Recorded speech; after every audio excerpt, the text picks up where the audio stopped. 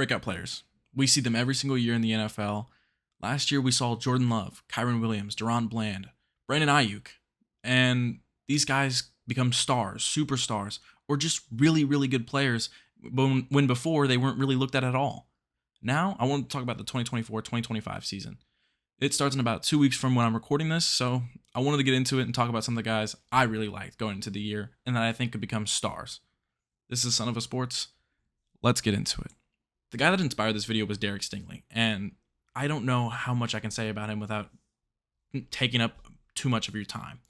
His rookie year, he only played 9 games. He had 1 pick, and I know picks aren't everything, but he allowed around 67% completion percentage when targeted, and that's just not great. That's not very good at all. And it was very clear he was used in a weird system. He was placed in a weird zone that really just didn't match his play style. And when DeMeco Ryans took over for Stingley's second year in the league, DeMeco really changed the system up and allowed him to thrive. And Stingley, although he missed 6 games, he still played 11 games where he had 5 picks, 13 passes deflected, and allowed only a 47% completion percentage when targeted. That's amazing. And I think that's going to continue in his year 3 as he gets more acclimated with DeMeco Ryans' system. And as you see in training camp, there's a lot of clips of just him knowing the route while the receiver's running it. There's a clip out there from this week of him locking down Stephon Diggs and making him struggle to catch the ball. And I really, really think Stingley is going to be a guy that has all pro caliber potential in 2024. Up next, I'm going to go back and forth between defensive and offensive players. I want to say Jackson Smith-Njigba. I know he's already a guy that a lot of people are talking about. He's a guy that a lot of people are mentioning because he was really highly ranked in college, and he was a guy that a lot of people were considering to be top 10 in the year going into the 2023 NFL draft, and for good reason. He is extremely talented, and he showed that in his rookie year, where he had 4 touchdowns, 628 yards, and he didn't even start most games. He started 3 games, and he was in an offense that is a run-heavy scheme. This year, he'll have a new offensive coordinator. This is a new system. And I know Mike Macdonald's probably going to bring the Ravens philosophy of, okay, let's run the ball more often. Receivers are going to get less touches. But this is a good receiving core, and I think Mike Macdonald realizes that. JSN could definitely ascend this year and take the number 2 spot on this team, maybe even the number 1 from DK Metcalf. I really like him, and I think he has the talent to really show out this year.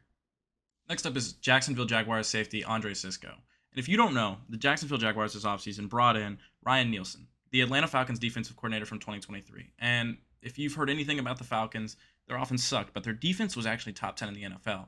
And a lot of that was Nielsen's scheme, where he really utilized safeties and corners and really showed out how making a defensive scheme based around safeties can really work. And I think Cisco has the talent to really do that. He's had high hopes for Cisco all offseason. Nielsen has talked about him a lot, and I'm really excited to see what he has next year.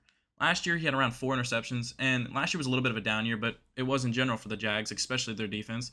And now this new direction, I think he really has the potential to play really well in pass coverage and a guy that can really show out. Next up, Jayden Reed. And it's pretty clear this guy has established himself as either wide receiver 1 or 2 for the Packers. He was a second-round pick from 2023, and last year he really took off, especially towards the end of last year, just like the rest of the Packers, and Jordan Love in general. He had 793 yards, 8 touchdowns receiving, and 2 touchdowns rushing in his rookie year in the regular season. He really has the talent to get open and just has that scheme and chemistry with Jordan Love that not a lot of guys can really find in the NFL. And there's a lot of talent behind him, and their system has always been based around they hate having a wide receiver 1. Matt LaFleur has made that clear, but if there is one guy that can really step up and be that 1,000-yard receiver for the Packers this year, it's going to be Jayden Reed. I love Kayvon Thibodeaux. He was one of my favorite prospects of the last 5 to 6 years. I really love his ability to just have absolute athletic dominance over the opposing tackles. But the issue is, in the NFL, you need a little bit more than athleticism, and Kayvon really hasn't had that. His pass moves have been a little weak, and last year he did take a step up, though, from having a rookie year of only having 4 sacks to having around 11 sacks last year with 12 tackles for loss and 35 pressures. It shows that there is talent there, a guy that can really perform against opposing tackles. But if you watch the tape, you see the lack of pass rush moves, and I think that's what he's going to show more this season. He's not going to have as much attention on him off the edge as he had last year in his rookie year, because he'll have Brian Burns on his team as well. That is huge. A guy that's a Pro Bowl, near an all-pro level edge right next to you, I think that is big to have. And I think Kayvon can really take that next step this year. He's going into year 3, and you're going to find out why you drafted him number 5 or 7 overall. I'm all in on the Khalil Shakur hype. As of August 23rd, Peter Schrager actually made a top 10 breakout player list and included him on there. I already had him on this, just I don't want to say I copied him. And then Brent Coleman has also hyped him up a lot. So if you've seen these guys talk about him, it's for good reason because there's a lot of talent to him and a guy that could really fit with Josh. He's one of the only returning players in the offense from last year in terms of receivers and running backs. And he has that connection with Josh. He had 611 yards last year on a team that really mostly tried working with Diggs to start the year and Dawson Knox and Dalton Kincaid and Gabe Davis. And then the latter half of the year, they became a rushing football-centric team when they changed offensive coordinators. But Khalil Shakur still had that chemistry with Josh and still was able to make his way to work in the offense, that he still had around 600 yards, over 600 yards. I think there's a lot of talent to Khalil, and I think next year you're going to really, really see that. Lee McNeil is next up, and last year he really had a good year and an underrated year. And if you know anything about defensive tackles, he's one of the best in the NFL. He shined on this Lions defense that a lot of people didn't think was going to be very good last year, and they were. They were one of the better defenses in the NFL, and it's because of him, Hutchinson, and a few of the other guys. But I really, really like McNeil. A lot of people are saying Branch is going to be the breakout player for this year. Even Schrager said so, but I think it's going to be McNeil. I think he's really going to show out. And he's been one of the most underrated players in the NFL for the last 2 years. And his teammate right next to him on the D-line, actually, DJ Reader, they just signed him, has also been one of the most underrated players in the NFL.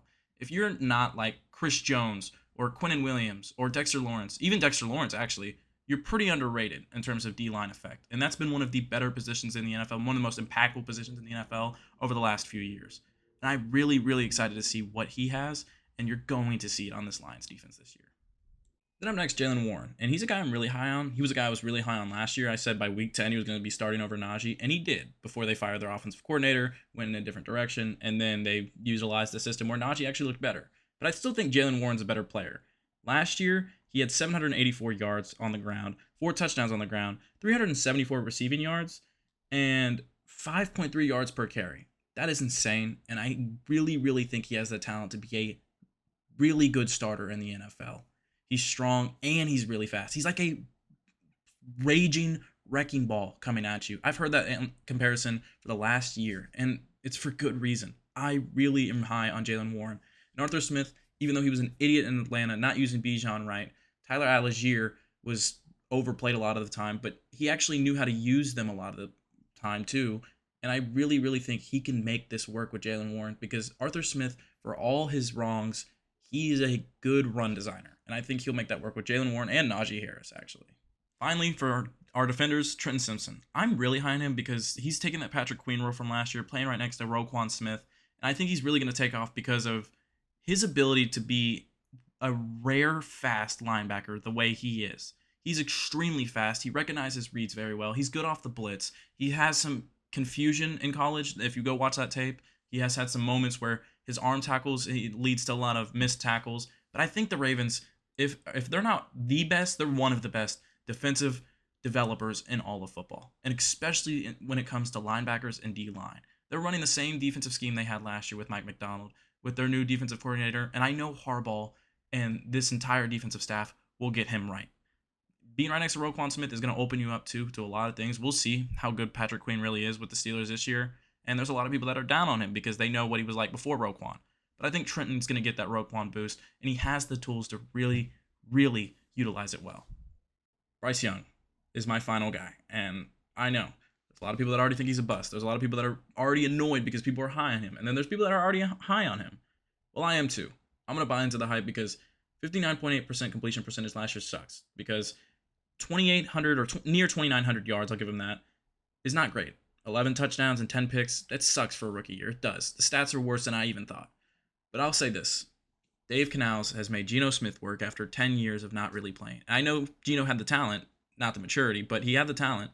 But the previous year before Dave Canales, he didn't look that good when he played in Russ's spot. And then he also made Baker Mayfield work. Baker Mayfield looked like one of the worst quarterbacks in all of football in 2022. So I believe Bryce Young can at least take a step forward. He had all the tools in college and really showed some of them last year when given the opportunity. This Panthers team is not going to be that good this year. I know that. But this offense should be better. Really investing in Robert Hunt and receivers like Deontay Johnson, Xavier Legette. I think this team is different than last year. I think they actually have tools now to help Bryce Young at least prove he is not a bust and he can be a good quarterback at the NFL level. There's going to be a lot of guys at the end of the year that break out. That's just as simple as that. We'll look back at the end of the year and talk about it.